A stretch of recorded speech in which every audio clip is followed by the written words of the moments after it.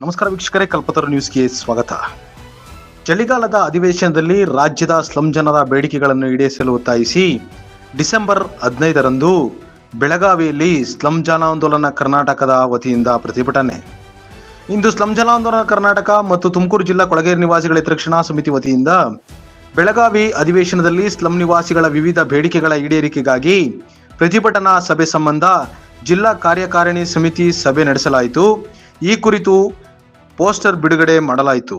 ಸಭೆಯಲ್ಲಿ ಪೋಸ್ಟರ್ ಬಿಡುಗಡೆ ಮಾಡಿ ಮಾತನಾಡಿದ ಸಾವಿತ್ರಿ ಬಾಪುಲೆ ಮಹಿಳಾ ಸಂಘಟನೆಯ ಸಂಚಾಲಕರಾದ ಅನುಪಮಾರ್ ಅವರು, ಬೆಳಗಾವಿಯಲ್ಲಿ ಚಳಿಗಾಲದ ಅಧಿವೇಶನದಲ್ಲಿ ರಾಜ್ಯದ ಸ್ಲಂ ನಿವಾಸಿಗಳ ವಿವಿಧ ಬೇಡಿಕೆಗಳನ್ನು ಈಡೇರಿಸಲು ಒತ್ತಾಯಿಸಿ ಡಿಸೆಂಬರ್ 15ರಂದು ಸ್ಲಂ ಜನಾಂದೋಲನ ಕರ್ನಾಟಕದಿಂದ ಬೆಳಗಾವಿ ಚಲೋ ಹಮ್ಮಿಕೊಳ್ಳಲಾಗಿದೆ ಎಂಬುದಾಗಿ ತಿಳಿಸಿದರು. ನಂತರ ಮಾತನಾಡಿದ ಸ್ಲಂ ಸಮಿತಿಯ ಅರುಣ್ ರವರು, ಬೆಳಗಾವಿ ಚಳಿಗಾಲದ ಅಧಿವೇಶನದಲ್ಲಿ ರಾಜ್ಯದ ಸ್ಲಂ ಜನರ ಅಹವಾಲುಗಳನ್ನು ಸ್ವೀಕರಿಸುವುದು ಅಭಿನಂದನೀಯ. ಆದರೆ ಮನವಿಗಳಿಗೆ ಸೂಕ್ತ ಪರಿಹಾರ ನೀಡುತ್ತಿಲ್ಲ. ಅಧಿವೇಶನ ಜನರ ದಿಕ್ಕು ತಪ್ಪಿಸದೆ ಹುಸಿ ಭರವಸೆಗಳಿಗೆ ಸೀಮಿತವಾಗಿದೆ. ರಾಜ್ಯದ ಜನರಿಗೆ ಜನಪರವಾದ ಮತ್ತು ಸಂವಿಧಾನದ ಸಮಪಾಲು ಆಶಯವನ್ನು ಸರ್ಕಾರ ಸರ್ವರಿಗೂ ತಲುಪಿಸುವಂತಾಗಲಿ ಎಂಬುದಾಗಿ ತಿಳಿಸಿದರು. ಈ ಸಂದರ್ಭದಲ್ಲಿ ಸ್ಲಂ ಸಮಿತಿಯ ಪದಾಧಿಕಾರಿಗಳಾದ ತಿರುಮಲಯ್ಯ, ಶಂಕರಯ್ಯ, ಕಣ್ಣನ್, ಕೃಷ್ಣಮೂರ್ತಿ, ಧನಂಜಯ, ಮುಬಾರಕ್, ಕೆಂಪಣ್ಣ, ಮುರುಗನ್, ಸಾವಿತ್ರಿ ಬಾಪುಳೆ ಮಹಿಳಾ ಸಂಘಟನೆಯ ಪದಾಧಿಕಾರಿಗಳಾದ ಪೂರ್ಣಿಮಾ, ವಸಂತಮ್ಮ, ಗಂಗಮ್ಮ, ಸುಹೇಲ್, ಜಾಬೀರ್ ಖಾನ್ ಮುಂತಾದವರು ಪಾಲ್ಗೊಂಡಿದ್ದರು. ವರದಿ ಕಲ್ಪತರು ನ್ಯೂಸ್. ನಾವು ಡಿಸೆಂಬರ್ 15ನೇ ತಾರೀಕು ಬೆಳಗಾವಿಯಲ್ಲಿ ಸ್ಲಂ ಜನಾಂದೋಲನ ಕರ್ನಾಟಕದಿಂದ ಪ್ರತಿಭಟನೆಯನ್ನು ಇಟ್ಕೊಂಡಿದ್ದೀವಿ. ಈ ಪ್ರತಿಭಟನೆಗೆ ತುಮಕೂರಿನಿಂದ ಸುಮಾರು 500 ಜನರು ಪಾಲ್ಗೊಳ್ತಾ ಇದ್ದೀವಿ. ಅಲ್ಲಿ 5,000 ಜನ ಸೇರುವಂಥ ನಿರೀಕ್ಷೆಗಳಿದೆ. ಹಿಂದಿನ ಸಾರಿ 2024ರಲ್ಲೂ ಸಹ ಬೆಳಗಾವಿ ಅಧಿವೇಶನ ಆದಾಗ ನಾವು ಇದೇ ರೀತಿ ಪ್ರತಿಭಟನೆಯನ್ನು ಇಟ್ಕೊಂಡಿದ್ವಿ.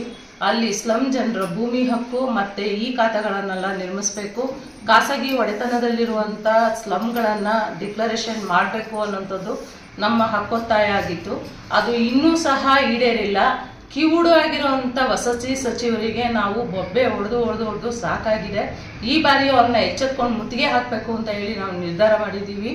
ಈ ಸಂದರ್ಭದಲ್ಲಿ ನೆಲಬಾಡಿಗೆ ಸ್ಲಮ್ಗಳೇನಿದ್ದಾವೆ ಆ ಮನೆಗೆ ಬಾಡಿಗೆ ಕಟ್ಟಕ್ಕೂ ಸಹ ಅವ್ರಿಗೆ ಆಗ್ದಂಗೆ ಇವತ್ತು ಬೆಂಗಳೂರಿನಂಥ ತುಮಕೂರಿನಲ್ಲಿ ಮತ್ತು ರಾಜ್ಯದ ವಿವಿಧೆಡೆ ಏನು ಸ್ಲಮ್ಗಳಲ್ಲಿ ನೆಲಬಾಡಿಗೆ ಸ್ಲಮ್ಗಳಿದ್ದಾವೆ ಅವುಗಳನ್ನು ಘೋಷಣೆ ಮಾಡಬೇಕು, ಅವುಗಳಿಗೆ ಹಕ್ಕನ್ನು ಕೊಡಬೇಕಂತ ವಸತಿ ಹಕ್ಕು ಜಾರಿಗೆ ತರಬೇಕು ಅಂತ ಹೇಳಿದ್ರು. ಅದು ಮಾಡ್ತಾ ಇಲ್ಲ. ಈ ವಸತಿ ಹಕ್ಕು ಜಾರಿ ಆಗಲೇಬೇಕು ಅನ್ನೋದು ನಮ್ಮ ಪ್ರತಿಭಟನೆಯ ಮುಖ್ಯವಾದಂಥ ಹಕ್ಕೊತ್ತಾಯ ಆಗಿದೆ. ಈ ಹಕ್ಕೊತ್ತಾಯಕ್ಕೆ ಸಂಪೂರ್ಣವಾಗಿ ಬೆಂಬಲನ ನಾವು ತುಮಕೂರು ಸ್ಲಂ ಸಮಿತಿಯಿಂದ ಕೊಡ್ತಿದ್ದೀವಿ ಮತ್ತು ಆವತ್ತು ಅಲ್ಲಿ ಪ್ರತಿಭಟನೆಯಲ್ಲಿ ಭಾಗವಹಿಸ್ತೀವಿ ಅಂತ ಹೇಳಿ ಈ ಮೂಲಕ ಹೇಳ್ತಿದ್ದೀವಿ.